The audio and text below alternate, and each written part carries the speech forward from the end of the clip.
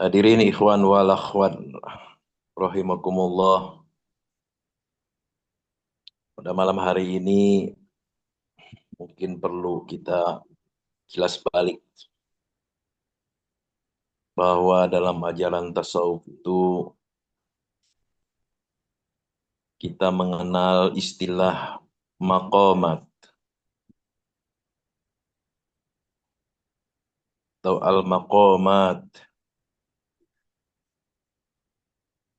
yakni tahapan ruhani yang harus dilalui atau yang mesti dilalui oleh seorang murid yang serius dalam perjalanan menuju Allah.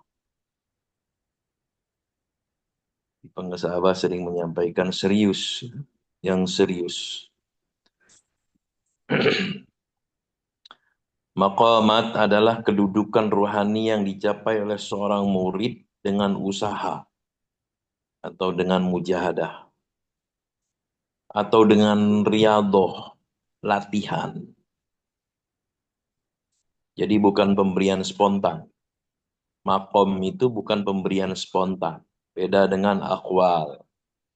Kalau akwal itu bersifat anugerah dari Allah. Tanpa diusahakan, Allah menghendakinya, itu diberikan kepada kita. Nah, inilah bedanya antara murid dengan murad. Ya, saya pernah menyampaikan beda ma'rifat melalui taroqi, beda juga ma'rifat melalui tanazzul. Ma'rifat melalui usaha kita mengenal makhluk, naik ke atas. Ada ma'rifat yang memang dikehendaki oleh Allah dari atas turun ke bawah ke kita.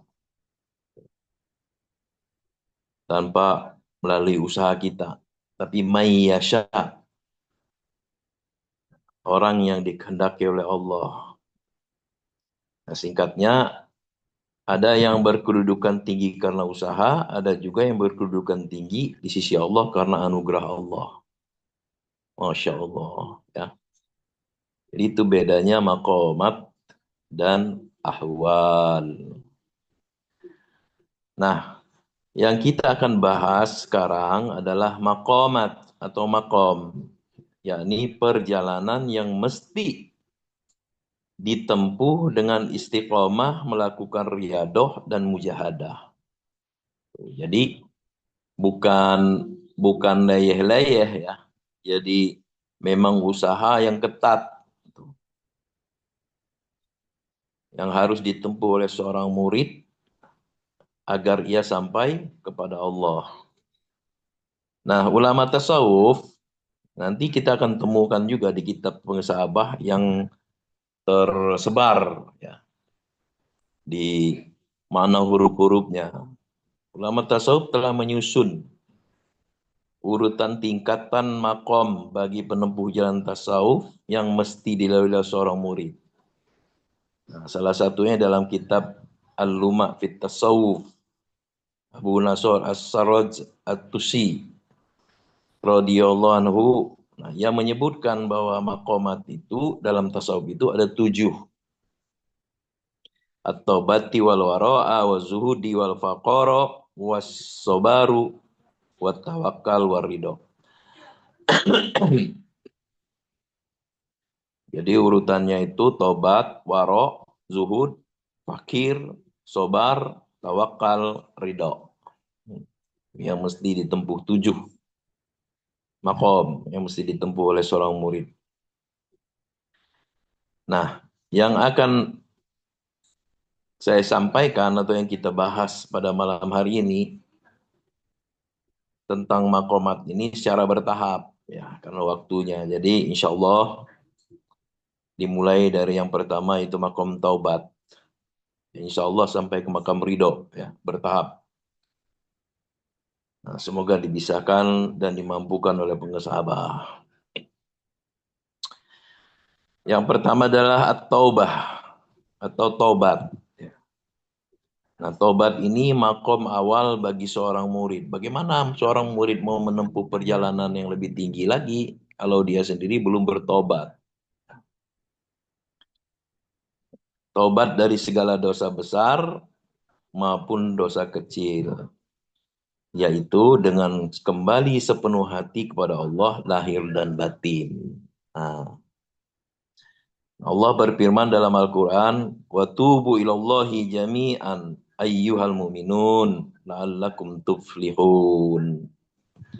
Dan bertobatlah kamu semua kepada Allah, wahai orang-orang beriman, agar kamu beruntung. Quran Surat An-Nur ayat 31. Nabi juga bersabda, Ya ayuhan nas tubu ilallah, fa inni atubu ilallahi fil yaumi mi'ata marrotin.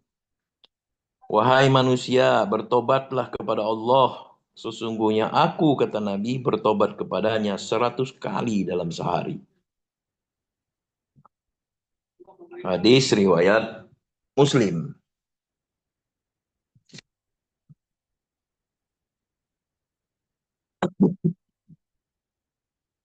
Hadirin ikhwan wal akhwat rahimakumullah. Perjalanan kita menuju Allah tanpa diawali dengan taubat, maka tidak akan sampai kepada Allah. Taubat itu ada dua, yakni taubat lahir dan taubat batin. Taubat lahir ialah membersihkan segala dosa-dosa, baik yang terang-terangan maupun yang tersembunyi secara rahasia pribadi, berupa perbuatan-perbuatan kita yang dilarang oleh Allah dan atau tidak mengerjakan apa yang diperintahkan oleh Allah.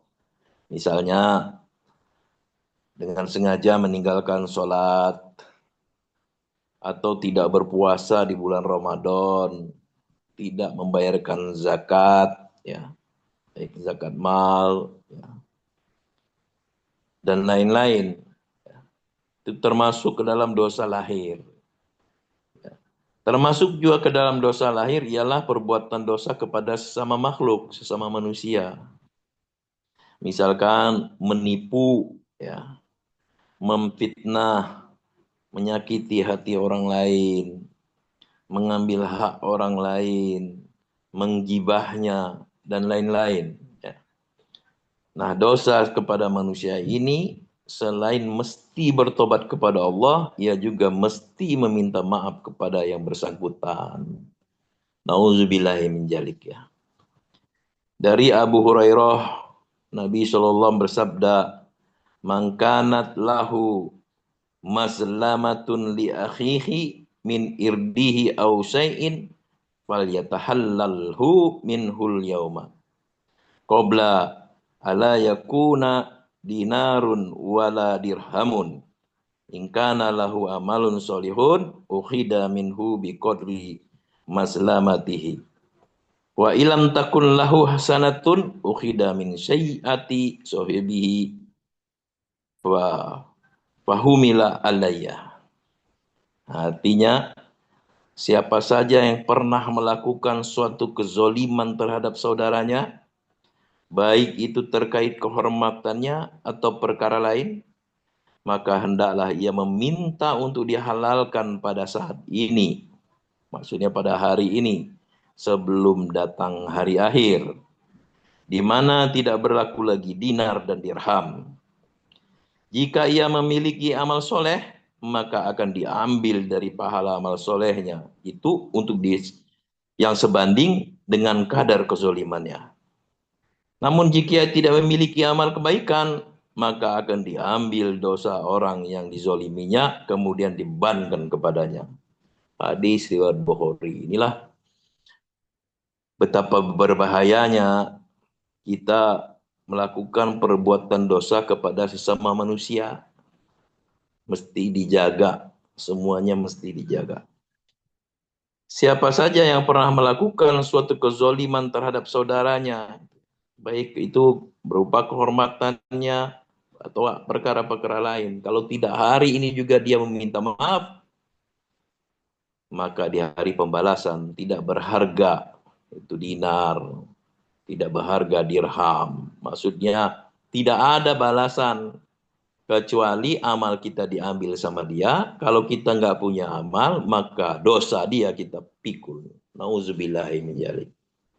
Makanya kata pengesabah ada dosa yang tidak diampuni tapi diambil oleh orang lain. Nah, kita mau menanggung beban, amal kita diambil berkurang, diambil oleh orang lain. Jadi itu perlu hati-hati kita dalam bertorikoh. Nah, bagaimana caranya bertobat?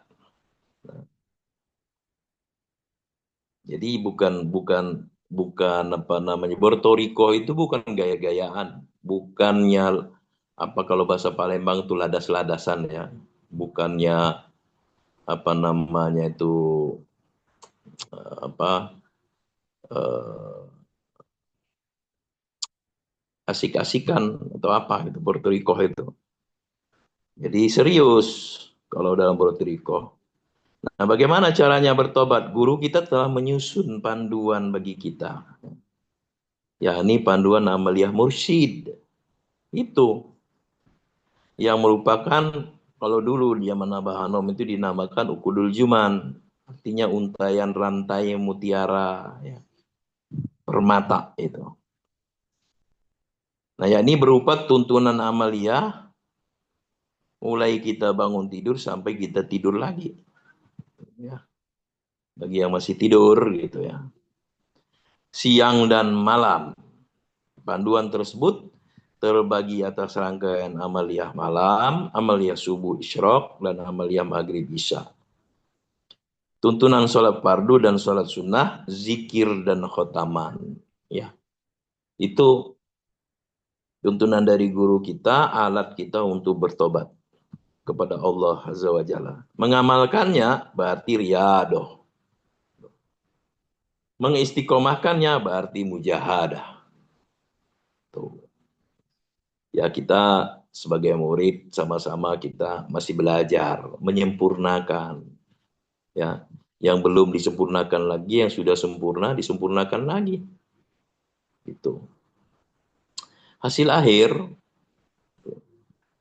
mutlak haknya Allah dan haknya guru kita. Kita hanya usaha. Wa ma arsalna mir rasulin illa liyuta'a biiznillah walau annahum idzalamu anfusahum ja'uka fastaghfarullaha wastaghfara lahum rasul lawajadullaha tawwabar rahima.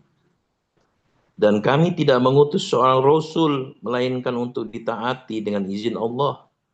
Dan sungguh sekiranya mereka setelah menzolimi dirinya datang kepadamu Muhammad, lalu memohon ampunan kepada Allah, dan Rasul pun memohonkan ampunan untuk mereka, niscaya mereka mendapati Allah Maha Penerima Tobat, Maha Penyayang. Quran Surat An-Nisa ayat 64. Inilah ayat yang kita baca ketika kita melakukan sholat sunnah tobat di rakaat pertama. Jadi ketika seorang murid datang kepada Abah, Abah maafkan saya, Abah ampunilah saya. Kata Abah, sudah tidak akan datang ke sini kalau belum diampuni, kalau belum dimaafkan. Allahu Akbar. Pengarsa Guru Agung kita, Abah Aos menyatakan, ya, meskipun 1 triliun kali membaca istighfar, belum tentu mendapat ampunan. Berhenti dari berbuat dosa, itu adalah ampunan. Nah, ini artinya kita mesti serius dalam bertobat itu. Masya Allah. Ya. Nah, tip dari guru kita diantaranya, ya, tidak keluar rumah, melainkan dimulai dengan melangkahkan kaki kiri. Ya, ini sebenarnya tips. Ya. Tips. Pastikan selalu menjaga wudhu. Tuh. Jika batal, segera ambil wudhu kembali. Ya. Sebelum tidur, beruluk salam kepada guru. Ya. Serta membaca doa. Doanya pun bismika Allahumma ahya hayatan abadiyatan ukhrawiyah. Ya. Kemudian sebelum makan kita membaca doa Allahumma barik lana fima razaqtana wa qina azabannar. Allahumma zidna wala tangkusna warzuqna ni'mat dunia wal akhirah. Yang seperti itu tuntunan dari guru mursyid ya. Dalam kita selain kita mengamalkan amalia mursyid, kita menjaga agar senantiasa kita bertobat kepada Allah. Kalau dalam tafsir Al-Misbah itu, Profesor Quraish Shihab itu, sebelum hambanya bertobat itu sebenarnya Allah sudah datang dulu, ya sudah memberikan. Itu seperti kata pengesahabat, tidak akan datang ke sini kalau belum diampuni. Tuh. Jadi itu Allah maha pengampun, itu maha luas. Siapa yang mau kembali kepadanya gitu. Terbuka seluas-luasnya kejembaran rahmannya. Nah, seorang sufi besar nama ya Zunnun al-Mishri radhiyallahu anhu mengatakan taubatul awami minaz zunuba wa taubatul khawasi minal ghaflah. Nah, kita masuk kepada tobat secara batin, seorang sufi ya. Bukan tadi yang kita bahas itu tobat dari lahiriah, dosa-dosa lahiriah. Beliau mengatakan tobatnya orang awam, tobat dari dosa-dosa. Tapi tobatnya orang khusus ialah tobat dari ghaflah. Tobat dari lupa kepada Allah. Auzubillahi min dzalik. Gitu ya. Bagi para sufi, yang dipandang dosa ialah ghaflah. Makanya pengesahabah sering menyampaikan, lupa itu adalah dosa besar. Kenapa? Karena ia menjadi pintu masuknya dosa-dosa yang lain. Lupa kepada Allah. Ya. Karena sumber munculnya segala dosa. Pengesahabah dalam kitab beliau Fadlul Yusur mengatakan tobat dari tobat. yakni jangan ingat dosa, tapi ingat kepada Allah. Ya tobat dari tobat itu sendiri. Kalau orang umum bertobat dari dosa-dosa, tapi kalau orang khusus bertobat dari tobatnya sendiri. Jangan ingat dosa, tapi ingatlah kepada Allah. Gitu. Ingat Allah aja, jangan ingat dosa.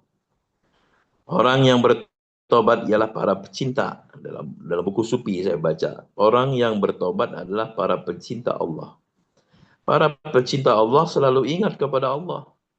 Kalau ia masih ingat kepada dosanya, berarti ia masih ingat akan keberadaan dirinya. Dan orang yang masih ingat keberadaan dirinya ada keakuannya. Maka ia masih belum bertobat secara batin. Masya Allah. Ya. Jadi ini tasawuf.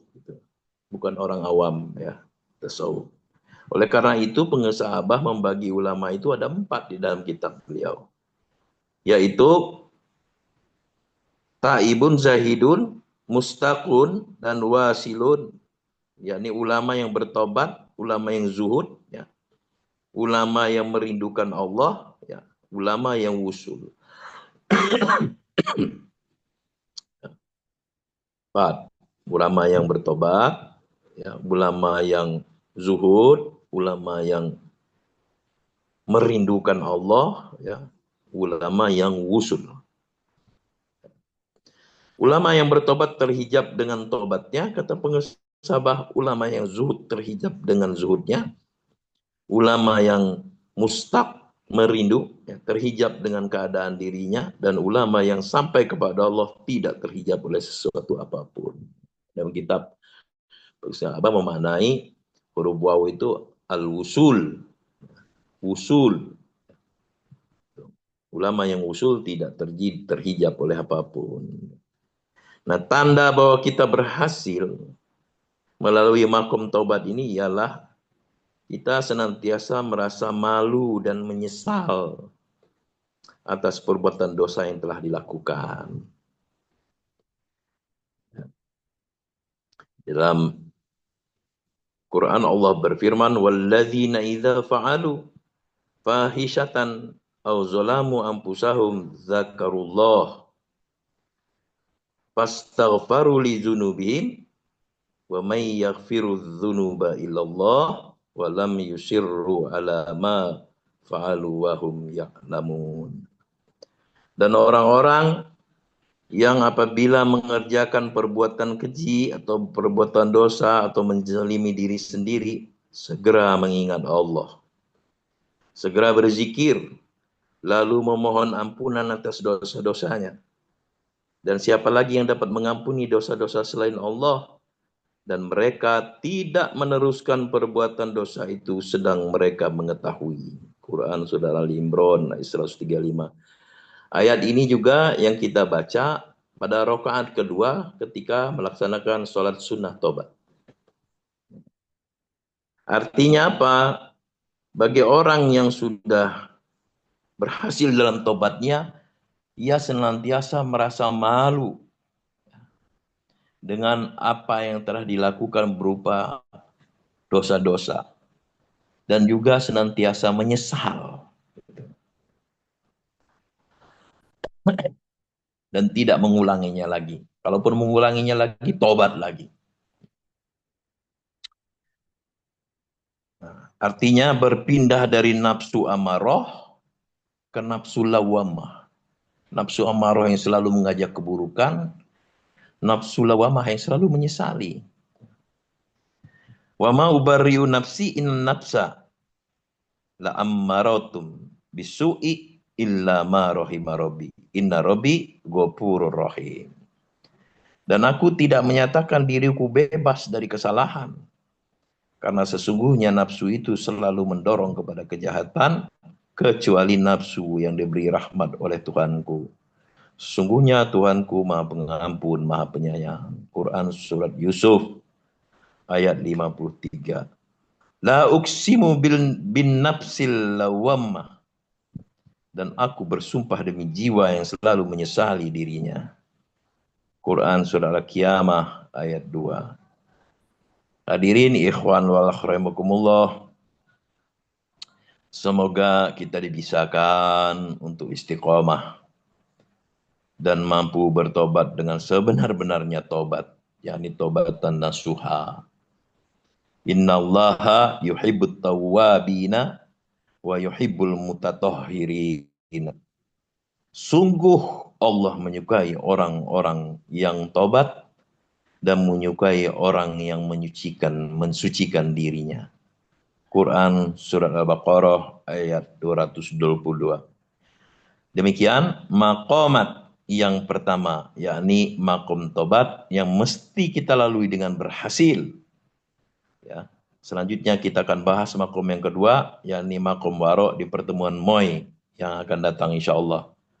Ya, semoga Allah berkahi semua segala selamanya dengan berkah karomah pengesah Abaos Qadasallahu Sirah Al-Fatihah. A'udzubillahi minasyaitonirrajim. Bismillahirrahmanirrahim. Alhamdulillahirabbil alamin arrahmanir rahim maliki yaumiddin. Iyyaka na'budu wa iyyaka nasta'in. Ihdinas siratal mustaqim. Siratal ladzina an'amta 'alaihim ghairil maghdubi 'alaihim waladdallin. Amin. Semoga kita dibisakan oleh Allah dengan berkah karomah guru kita menjadi ahli taubat. Wallahul muwaffiq ila aqwamit thoriq. Assalamualaikum warahmatullahi wabarakatuh.